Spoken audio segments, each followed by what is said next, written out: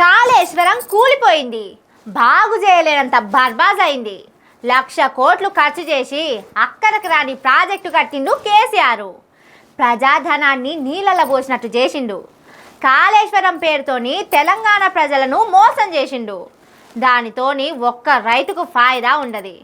కాళేశ్వరం అనేదే అక్కడికి రాని ప్రాజెక్ట్ అన్నట్టు చేసిండ్రు కాంగ్రెస్ లీడర్లు.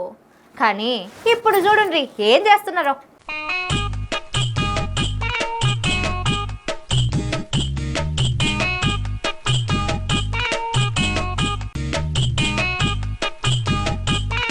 అరెరే, ఇదేనా పని చేయని ప్రాజెక్ట్ అంటే? ఇదేనా సుక్క నీళ్లు ఎత్తిపోయలేని ప్రాజెక్ట్ అంటే? ఒక్క ఎకరాకు నీళ్లు ఇయ్యలేని ప్రాజెక్టు ఇదేనా?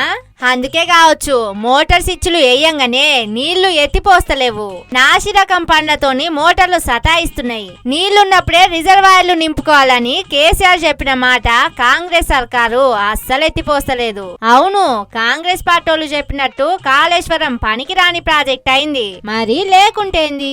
ఎన్నెన్ని చెప్పిండ్రు కాళేశ్వరం గురించి, ఎన్నెన్ని కట్టుకథలు అల్లిండ్రు కాంగ్రెస్ బీజేపీ పార్టీలు.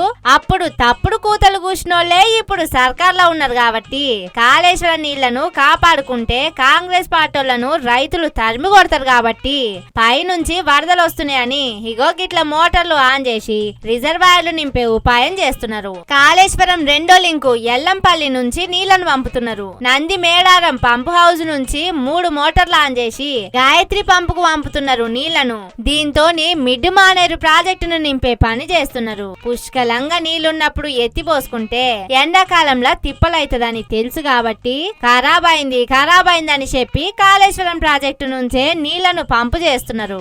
మరి ఇంతకు కాళేశ్వరం కూలిందా మంచిగున్నదా అనేది కాంగ్రెస్ పార్టీలకే ఏర్కుండాలే.